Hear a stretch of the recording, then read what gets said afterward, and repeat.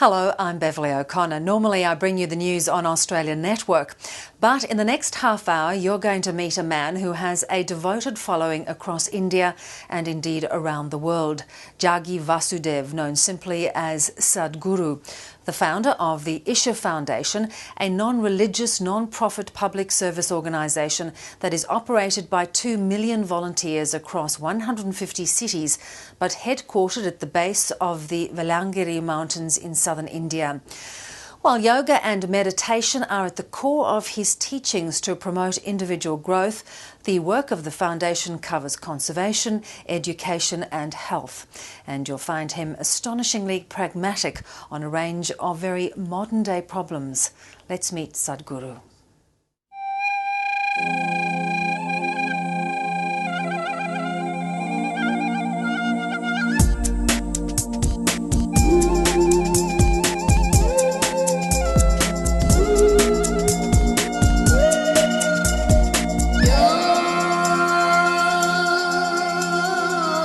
Once you have chosen market economy, there's no such thing as greed, because that's the driving force, it's no more a dirty word.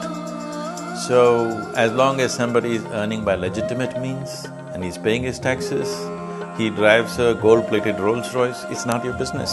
That is the mode of economy we've chosen.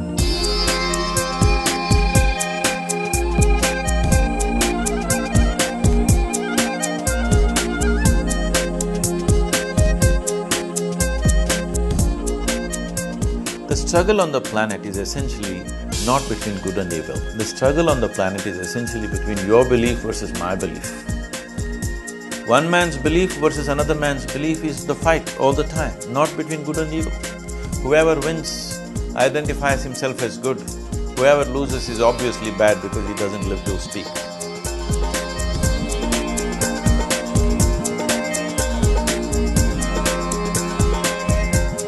When you have the power to impact millions of people, now every thought that you generate, every emotion that you generate, every word that you utter, every action that you perform becomes of profound importance.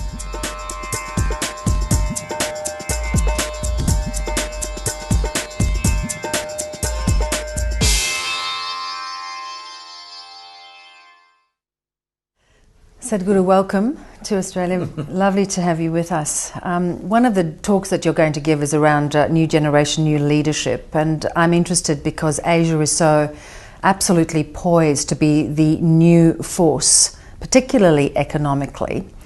How well positioned do you think the leadership is?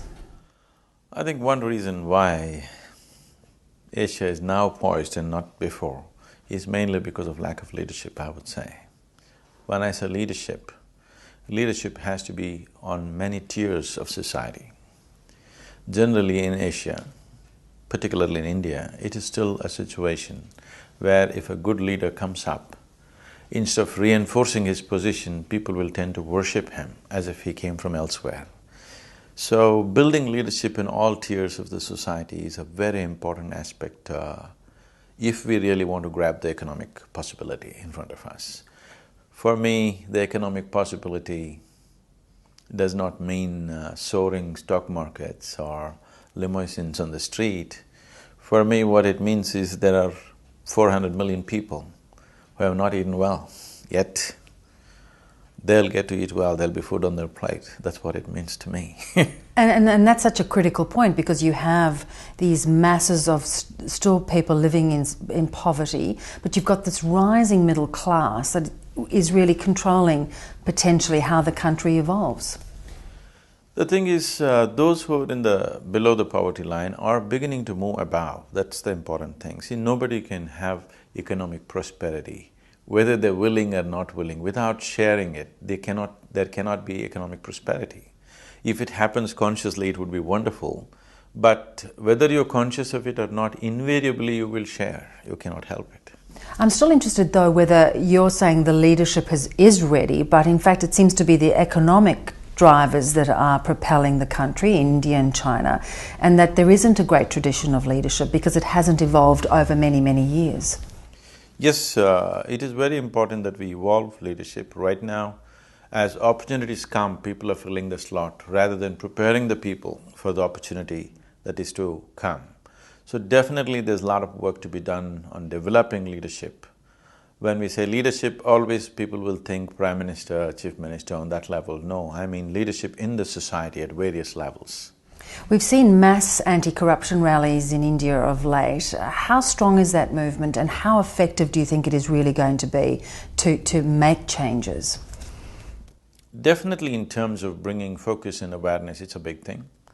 In certain regions of the nation, it's a very powerful movement. In certain other regions, they're completely unaware of it and it doesn't matter. But at least in the urban middle class, it's a big issue. It has definitely impacted the nation in a big way. Above all, it's like generally people had kind of given up. The corruption is going to be part of our lives, kind of resignation. I think once again people are hoping, okay, there's going to be a day when there'll be no corruption. So that hope, I think, is very, very important. It is so entrenched though, and we've often seen in life that greed gets the better of people in the end. So I wouldn't use the word like greed, because once you have chosen market economy, there's no such thing as greed, because that's the driving force, it's no more a dirty word. So, as long as somebody is earning by legitimate means and he's paying his taxes, he drives a gold-plated Rolls Royce, it's not your business. That is the mode of economy we've chosen. Is it right or wrong? This is not the time to ask that question because we've already made the choice. The genie's out of the bottle. We have already made the choice of a, market-driven economy. This is not the time to ask. Once you ask that question, you're going into a socialistic mode, which has not worked for us for some reason, for whatever reasons. It's not a time to debate, because we have chosen some system, our business is to make it a success. So, there is no room for the word greed in a market economy. As long as people are earning through legitimate means and they're paying their taxes.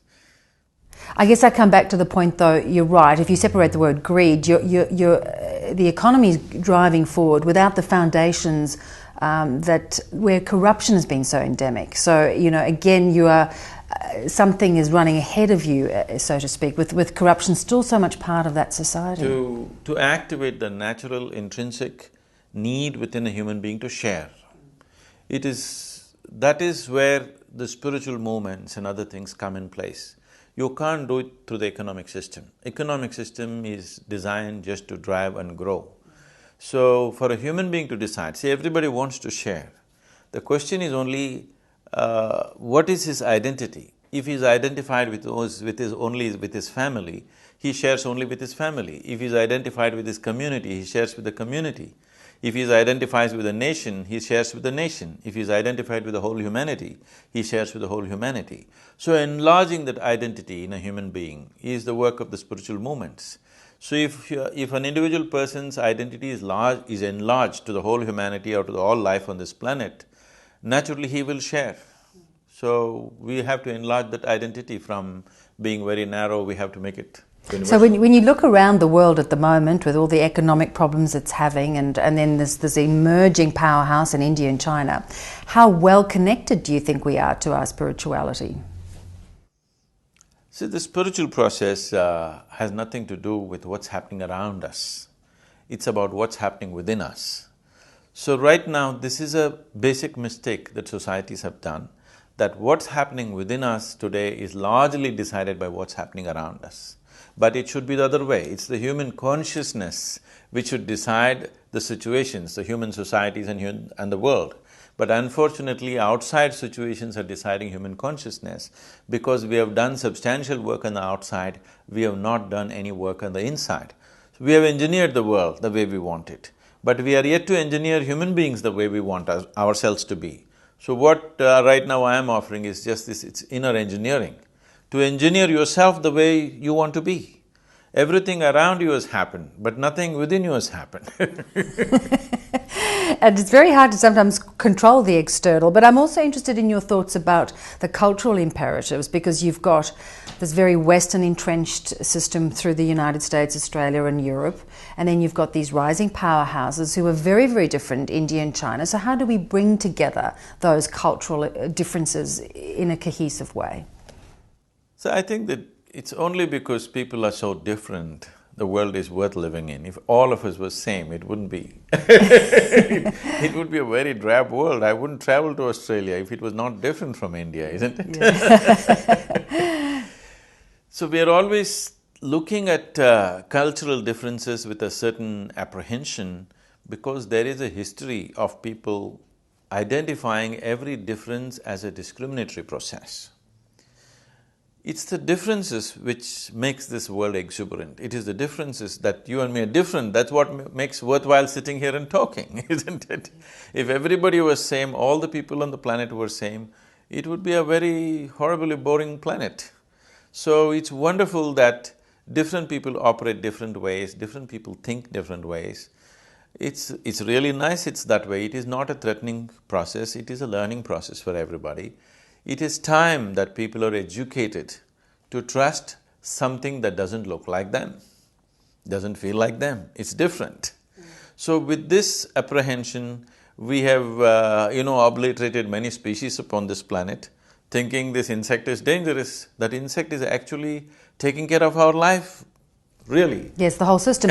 But you raise a really interesting point, because in Australia we've had first-hand experience of this, in terms of we've had numbers of students coming from India and from China, and some of the Australian population have resisted it or felt there was a danger, there was an inherent threat to their way of life, something different. And we've seen terrible scenes of violence perpetrated on Indian students. They're even threatening me. They're threatening you as well. Let's hope that threat passes very quickly. So, one very important thing is, these loony fringes don't represent a nation. This must be made very clear. I've been to Australia many, many times, and I've met too many wonderful Australians to believe that this small fringe of people represent Australia. It's very important for the Australian people to make a clear statement that these fringes do not represent this nation. And I don't believe they represent this nation. So in every nation, in every society, there will be some extreme thought where they believe just about anything new is a threat. So new things are a possibility, new things are not a threat. If new things come towards us, it is a possibility. If you are open-minded, you will see it as a possibility. If you are a closed door, then you see it as a threat. It's very important that we open every nation to this possibility, that when new things come at us, it's a great possibility, it's not a threat. But in India, it was portrayed as something that was very Australian. It was portrayed in quite a sensational way. I feel whoever was managing the statements that came from Australia was not managed well. Somewhere people who spoke for Australia did not speak in a clear language, saying that this is a loony fringe and we'll handle it. Instead of that, they tried to defend it. The words that came out didn't come out well, and immediately media, which is looking for a certain level of sensation, naturally carried it on.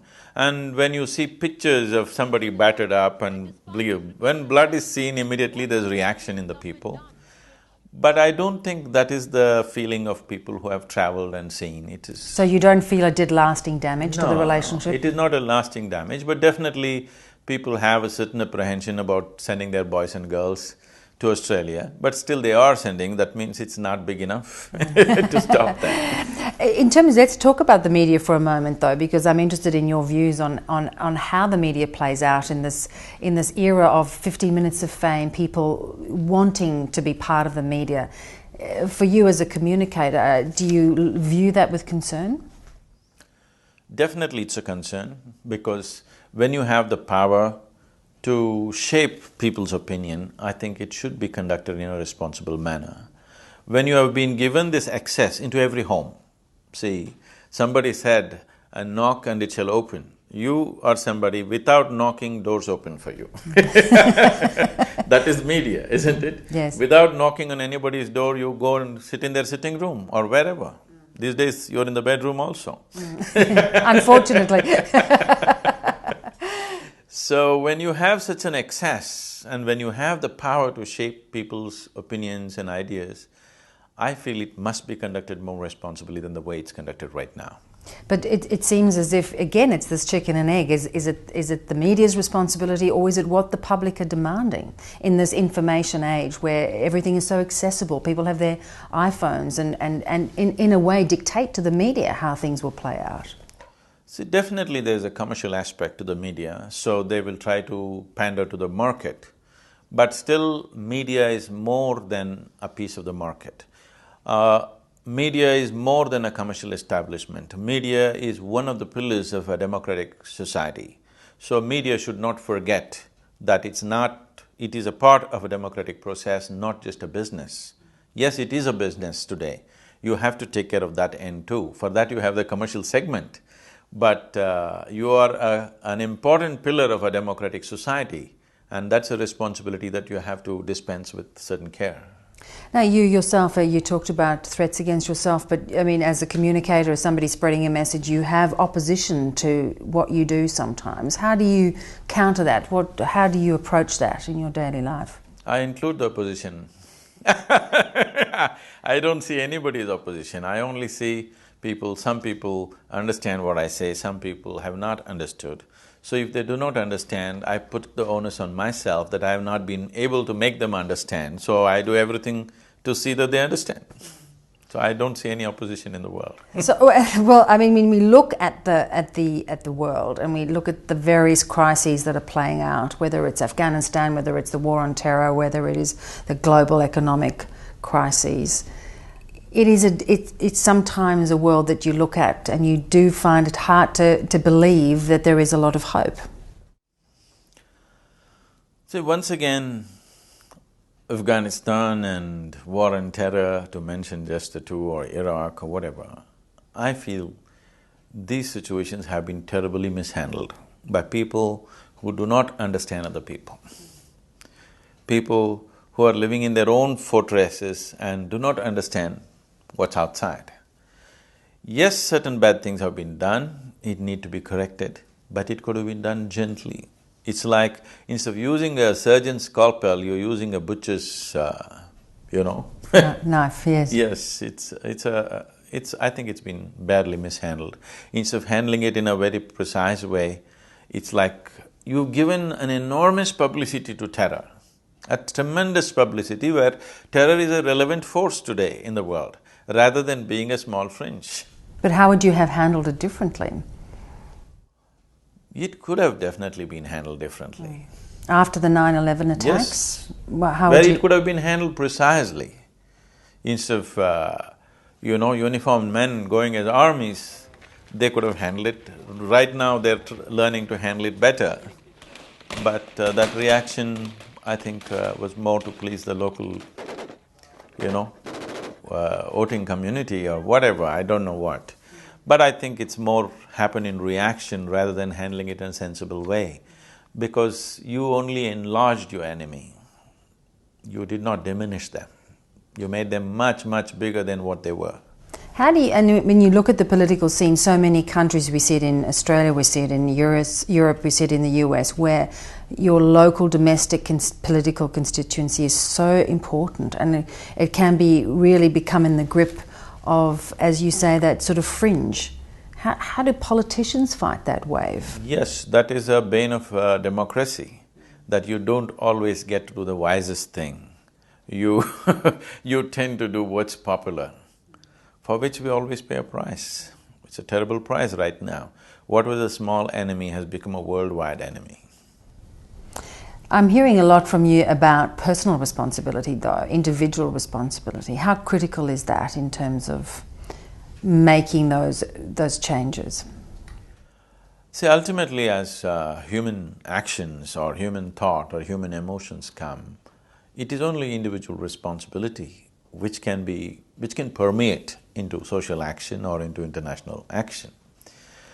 The more important your position becomes in the world. Right now you sit here as a news anchor, and now when you have the power, to impact millions of people.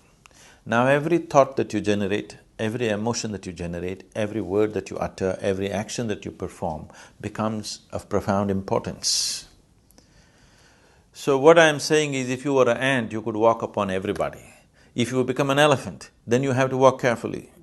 So, as you get into positions of power and responsibility, your individual responsibility becomes of paramount importance. A yogi, spiritual master, and humanitarian, Sadhguru works tirelessly towards the physical, mental, and spiritual well-being of all. I'm interested too that you don't come from any religious discipline. There is no religion that you've attached your beliefs to. What do you think the role of religion is in modern life? You're getting me on a sticky wicket. That's good. Because I still want to live. Now, let me first of all explain the essential difference.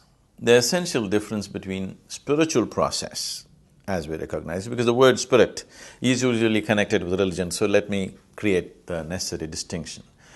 When you say a spiritual process, you refer to yourself as a seeker. You become a seeker because you realize you do not know. When you identify yourself with a religious process, you refer to yourself as a believer. That means what you do not know or whatever you do not know, you believe. The struggle on the planet is essentially not between good and evil. The struggle on the planet is essentially between your belief versus my belief. One man's belief versus another man's belief is the fight all the time, not between good and evil. Whoever wins identifies himself as good. Whoever loses is obviously bad because he doesn't live to speak. So, religions have happened over a period of time. As spiritual process got overly organized, they became religions. Essentially, when all of them started, they started as spiritual processes. Over a period of time, people who are not in that dimension of experience, but who identify with some group, they organize it to a point where it becomes a concretized religion. I don't think we need any concrete blocks on the planet. But you cannot dissolve the concrete block because it's there. So it is better make it more porous so that people can come in and go out, and people need not… See, one important thing we need to do is, as part of our school education, every nation has to do this, that whatever the 5, 10 major religions, children should expose themselves to it. Not that they have to change their religion or whatever, but they should read about other people and take away the misconceptions that they have, so that they're little more porous and open. Right now, it's like a barrier that they cannot cross. I think it's time we loosen those barriers. Our world has come to a place… There was a time you belonged to a certain nation and all of them belonged to one religion, you never traveled outside, you never met anybody, you never had to deal with anybody, it was different. Today, the global… it's not a world, it's a village where everybody is communicating with everybody, so it's time that we loosen this, religious barriers that we have. We need to understand we believe something only because we do not know. How confident are you that that might happen, where we still see religion, as you say, in the sort of fight for good and evil, still gripping so many parts of our world? It is, but also the loosening is also happening, not necessarily because of a conscious effort. I think it's happening more because of technology. People are getting to communicate with somebody with a safe distance, on the internet. Now you can communicate with somebody from a distance where you don't have to fear him. And this communication, I think, ultimately will lead to a place where religious process or the religious concrete blocks will become more porous and people will mingle with each other much better because there is a safe distance and afterwards they can come together. Let's hope you're right. Sadhguru, it's been delightful talking to you. Thank you very much. Thank you.